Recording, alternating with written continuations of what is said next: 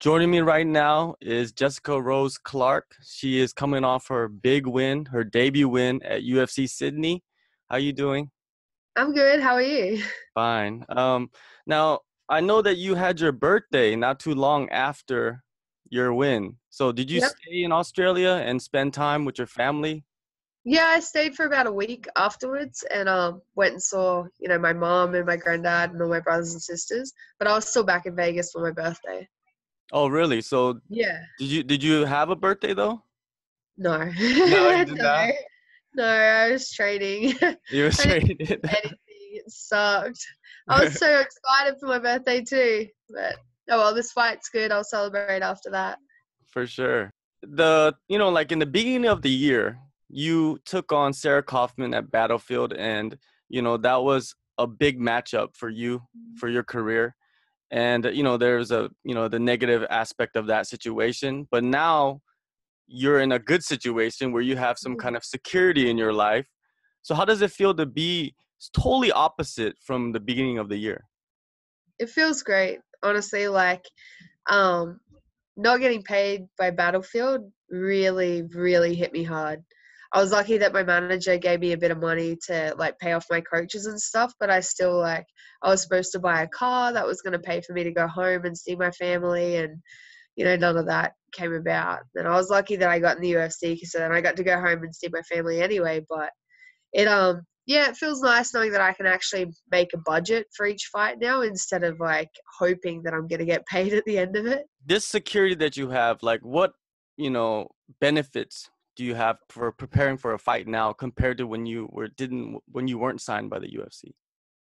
Well, before I actually had a guaranteed paycheck, I had to work a lot, especially back in Australia. I had to work 3 jobs and try and fit training around that, and here in Vegas, it's been a bit better. I've been able to focus more on training, but I still work 3 jobs, So Mhm. at least now, especially because I'm in the UFC, my coach has asked me to drop back on all the work that I'm doing, and financially I'm able to because I was smart with my last paycheck. I made sure that I had enough to cover rent and stuff like that, and that I bought a better car that's a bit more secure than what I had. So it definitely makes a big difference because now I can put more energy into training and not so much into working just to try and put food on my table.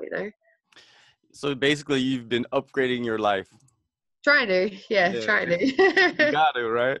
Yeah. You turn 30, everybody's saying 30 is the new 20, right? That's what people 20 say nowadays. sucks. 20 was terrible.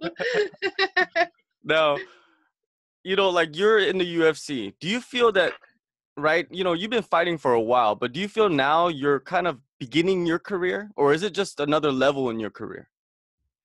It's another level. I've been fighting for a few years now. I've been fighting for what? Yeah, nearly 6 years now. Um, and yeah, it's just another level. We're just constantly climbing that mountain. Now it just feels like that these 6 years that I've put in up to this point, I'm finally getting some payoff from it. I'm finally getting some recognition, and it's making it more worthwhile. I always love what I do, so it was never like it's been a chore. I would never choose to do anything else, but it's just nice to actually have it reciprocated finally. Yeah. In the beginning of your career, you took on Arlene Blenko at Yep. featherweight. And recently, she just lost a controversial decision at Bellator to the champion. Now, you were fighting at featherweight. What was the decision for you to kind of like lower and go lower and lower in the weight class? Most of my fights have been at bantamweight, but I found um, I'm short. I'm 5'4". I have short arms. Mm. I have my reach is shorter than some of the straw weights. And I found that a lot of my losses, I have 4 losses and they're all decisions, and I'd say 3 of them were just me being undersized. Getting out muscled. Just the girls that are naturally at bantamweight or featherweight, they're just a lot bigger and a lot stronger than me. So, yeah, moving down just gives me a little bit more of an advantage. So then I can actually use my skill set instead of trying to play catch up with my skill set and a strength disadvantage, if that makes sense. Mm. Now, you got the fight that every other person wanted which is against Paige VanZant, right? You got it. You know, you got How's your that? win. And now you're in the co-main event. That is, you know, it's so fast. The rise is so fast now for you. Yeah. How does that feel? It feels good, but it's just honestly like it's just another fight, and I wanted this one anyway. Like I said this the morning after the last fight. I'm like, oh, I want to fight Paige, and then 20 minutes later it got offered to me, and I feel like everything's happening exactly how it's supposed to happen, you know.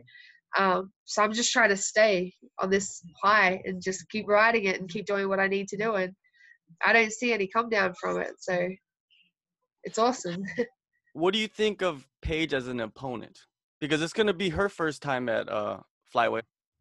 I think fighting at flyweight is a very big mistake for Paige, Mhm. especially because I'm coming down from a heavier weight class, you know. I think she's going to feel at a big disadvantage as soon as she kind of feels what I have to offer at that in that division. In saying that, I haven't seen her fight, really. The only fight of hers I've watched is the one against Beck, and that was only because I was about to fight Beck. So I know she's scrambly, I know she's scrappy, and I know she likes to get into actual fights. She doesn't kind of play a point game, which is good. That's perfect because that's what my game is anyway. I like to just fight. Well, you know, what do you think of her image? Because she has an image that's kind of opposite from your image, right? She's kind of like the clean cut next door, the girl Yeah. next door type, and you're just Yeah. like raw, like this is me, this is how I am. I think she's incredible, you know.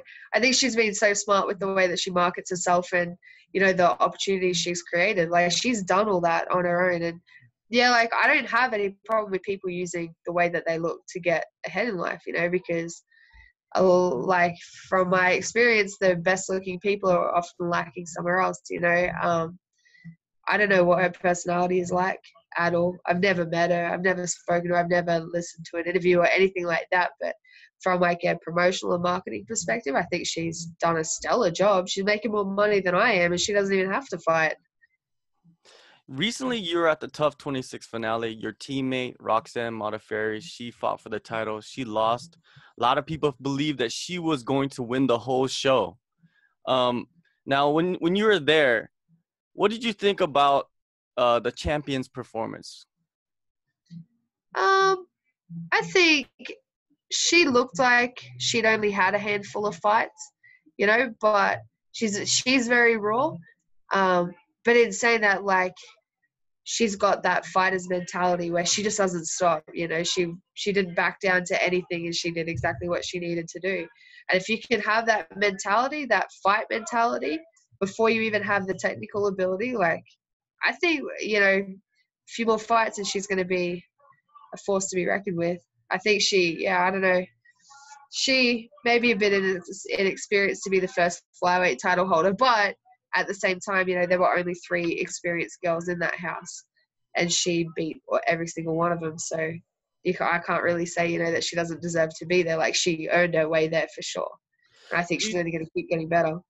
Oh, yeah, for sure. Do you think that she is kind of a lamb that's going to be put out to slaughter as being the first champion? Because, you know, there's a lot of other women out there just waiting for that title shot. You're one of them. Yeah. Yeah, for sure. But she surprised a lot of people. And, like, she beat some tough girls. She beat, like, Roxanne and Lauren Murphy are both 2 veterans of the sport. Oh, no, sorry, not Lauren. Who did she fight? Bob. Mm. They're both, Bob and Roxanne are both veterans of the sport and have had, you know, more fights than majority of us, and she beat both of them definitively. So I think she'll surprise a lot of people, even when coming up against, you know, I guess, bigger, better people. The only difference is that now we can all prepare for her.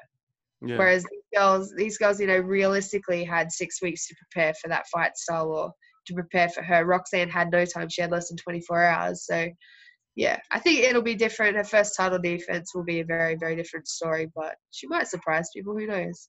Now, recently I saw you tattooing your name on somebody. Yeah. What was that? Yeah. Well, one of my friends is doing his apprenticeship. And so I said, hey, like, you can tattoo me. Just don't mess it up too bad, you know, and, like, we'll put it somewhere small. And he did a really good job. And then afterwards, he's like, hey, do you want to tattoo me? I went, sweet, let's do it. And he's like, you can just write a little J on my leg. And I'm like, man, if you're going to let me tattoo you, like, I'm writing my whole name and it's going to be on your forearm. But that was cool. That was fun. They said that I had really clean lines for someone who's never done it before. So maybe it's a career change later. Maybe it's maybe your second job or a hobby or something like that, right? Yeah. All right. Jessica, thank you for your time, and good luck on your co-main event against Paige VanZant, which is a huge fight in the division. Thank you. It's going to be All right. fun.